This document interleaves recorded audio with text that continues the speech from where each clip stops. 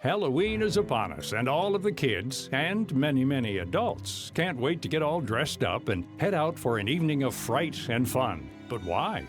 What is it about this holiday that fascinates us so much and has through the centuries? We talked to a horror specialist and a psychologist about the topic and looked into the history of Halloween to find some answers.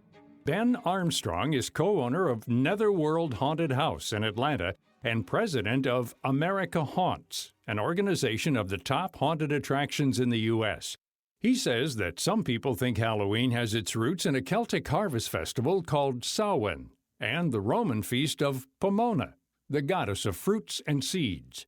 Others say it was derived from the Christian celebration of All Hallows' Eve, the day before All Saints' Day. But no matter who started it, Halloween has a lot in common with each culture. It's a harvest celebration. It's at the time of the year where the nights become longer, where it starts to get a little colder. Almost in the classical, mythological death and rebirth cycle, it's the period where we enter into winter. So it's the start of death, if you will. So it's both a celebration of the harvest, but it's also a time when the veil is thin and people think about the dark, and they think about ghosts, and they think about ancestors.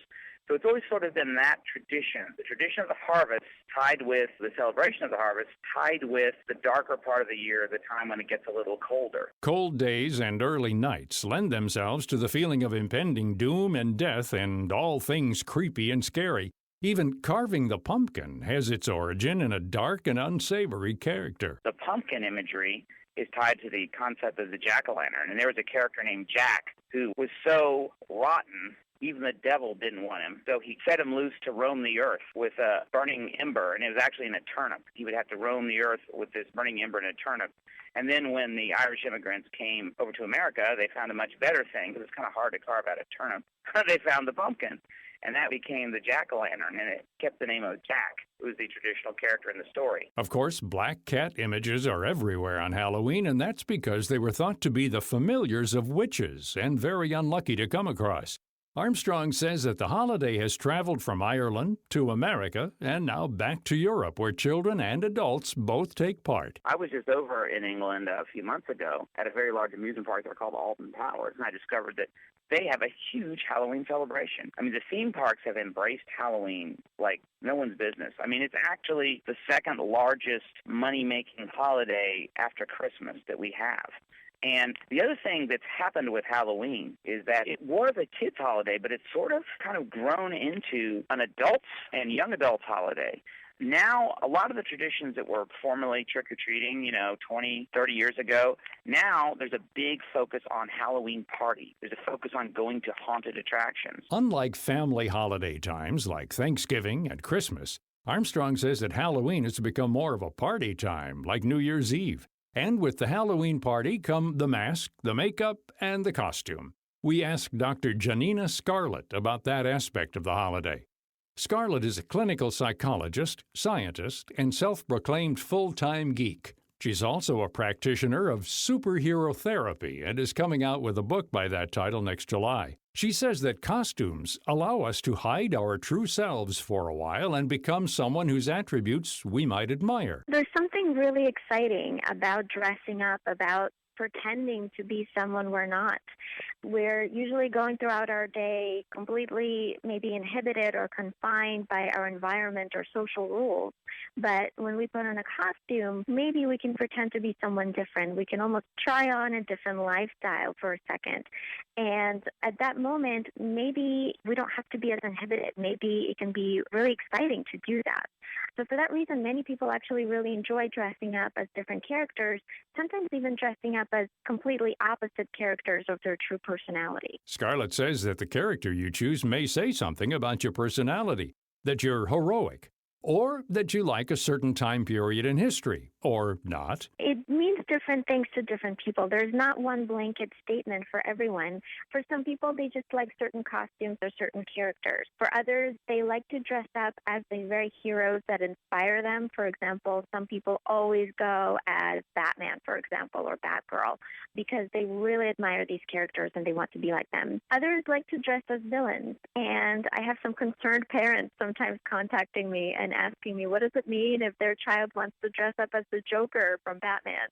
And it doesn't mean anything. Sometimes it's just fun to pretend to be bad. And usually the people that dress up as villains are not the kind of people that would do anything like what the character they selected would do.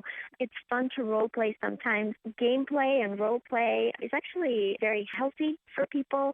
When we're little, we play all the time. But when we grow up, we kind of lose that ability. Historically, Scarlett says that dressing up in costumes and masks has given individuals in groups a sense of cohesiveness. Think of the Ku Klux Klan and their white robes and pointed masks. For the people in organizations like the KKK, it's about that kind of unity, unfortunately, in a very negative light. And there's a phenomenon happening called de-individuation, where individuals that are a part of this group might lose their identity, and the group will be their identity when they're all wearing the same kind of an outfit. You see similar kinds of things happening when people are all putting on the same uniform. So not necessarily in a bad light, but actually maybe in a good light, where there's this kind of unity happening in a very positive way, for example, in the military or in the police officers or other places that wear uniforms. So in that kind of way, wearing certain outfits that all are the same might actually be a really good thing. Halloween costumes are sometimes funny, sometimes heroic, and a lot of the time scary. Why is it that we want to be scared? We go to haunted houses, horror movies, and allow ourselves to be frightened on this day like no other. When we're afraid, too, we kind of bond together. And when we're close to other people who are also afraid, our bodies actually release oxytocin that makes us feel good. So we can be scared and excited at the same time. It's not so much the chance to be horrified that makes people go to haunted attractions, though. Armstrong says it's more the element of surprise. Now, when I go into a haunted attraction, I'm not truly afraid of the haunted attraction. But if I open myself up to observe what is going on around me, I can be startled just like anybody. Because that's the key aspect. Almost anyone can be startled, and as a sudden shock, someone jumps up, there's a loud noise, something unexpected happens, and that almost anyone can experience that. And that is a thrill. You have a rush of adrenaline. Afterwards, you feel good. If you're scared and it's something truly horrifying that's happening to you, that's a bad feeling. That's a feeling where you're like sick in your stomach. But when you get startled and then immediately you realize you're safe and you laugh, it's a great feeling. Armstrong is in the business of scaring people with his haunted attraction. You can find them in almost every city in the country this time of year, whether it's at an amusement park or an old house. But what makes a good haunted attraction these days? To the haunted house going public in general, people just love a traditional haunted house where it's scary, it's fun, and these days has a very high production value. The modern attractions you see, they offer amazing special effects, offer projections, spinning tunnels, incredible characters, lots and lots of actors, lots of excitement. So when picking an attraction, I suggest you look for one that really has the production value. You can see what it's about. It's like going to a blockbuster movie, you know. Look at the marketing material, talk to your friends, and pick one that seems good for you. Even the experts can be scared at Halloween, as our guests can attest to. I get scared by mundane things. I get scared by rain on a busy night. I get scared by things that make it hard to operate my business. I'm not afraid of the dark or particular critters or any of that. It's more the more mundane things that people are afraid of, I'm afraid. Well, zombies, but that's probably my scariest. And I love Walking Dead, and at the same time, zombies freak me out. Zombies? They don't even exist in real life. Scarlett says that psychologically, people are more scared of things they don't know about than in the real things in the world.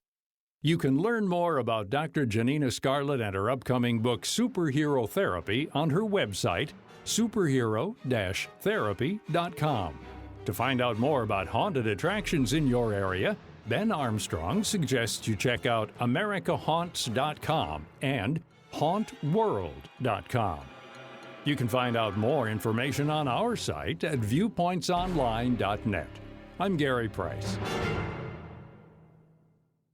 Do you or someone you love have Parkinson's disease? For the more than 5 million people worldwide living with the disease, seeing a doctor who specializes in Parkinson's can help optimize care. Yet survey results show that fewer than half of patients have ever seen a Parkinson's specialist. Partners in Parkinson's, a strategic health initiative of the Michael J. Fox Foundation and AbbVie, offers free in-person educational events in communities across the country. These events connect patients and families with resources, including local support groups and services such as healthcare providers and clinical research opportunities. Kate Harmon, whose father has Parkinson's, explains. When my father was diagnosed with Parkinson's, my family knew we needed to get him the best care possible. I attended a local Partners in Parkinson's event and met so many people who are new to a Parkinson's diagnosis. We learned about the disease and met with healthcare providers and other members of the Parkinson's community based right here in our area. To learn more about Parkinson's disease, attend a webinar, or to find an event near you, visit partnersinparkinsons.org. That's partnersinparkinsons.org. Shouldn't everyone begin each morning prepared for the good things that lie ahead? Quaker thinks so. That's why on National Oatmeal Day, October 29th, Quaker is giving away up to 1 million bowls of 100% whole grain oatmeal to help give people across the country a great start to their day. As part of its new Off You Go ad campaign, Quaker is surprising people around the country with a free bowl of oatmeal, online, on their way to work, even at their doorstep. Quaker kicked off the 1 million bowl giveaway by thanking those who help families get off to a great start with warm and tasty appreciation breakfast for teachers and daycare providers. Now on National Oatmeal Day, you can participate by giving someone a little good to get them going with Quaker oatmeal. Visit QuakerOffYouGo.com to find out how you can share a bowl of delicious Quaker oats with friends or family on National Oatmeal Day, October 29th. While supplies last, terms apply. Find out more about Quaker's Off You Go campaign and the 1 million bowl goal by visiting QuakerOffYouGo.com.